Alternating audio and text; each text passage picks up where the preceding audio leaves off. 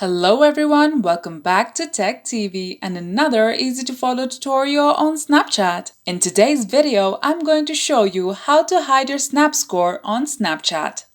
So please make sure to watch till the end. Subscribe to our channel Tech TV and ring the notification bell so that you'll get notified on our next interesting upload. So let's get on with it.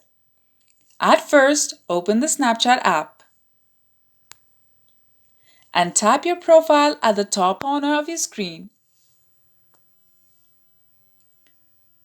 Then tap Settings at the top right corner. Scroll down and under Who Can, tap Contact Me. So tap My Friends. If you tap Everyone, your Snap score will become public. By tapping My Friends, only your friends will be able to see your Snap score. Now, if you want to hide your Snap score from a friend, unfortunately, your only option is to remove them as a friend or block them.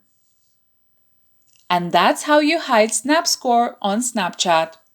If you liked the video, please leave a like and let me know if you thought it was helpful in the comment section down below. Thank you for watching and I'll be back with more interesting tutorials soon. Until next time.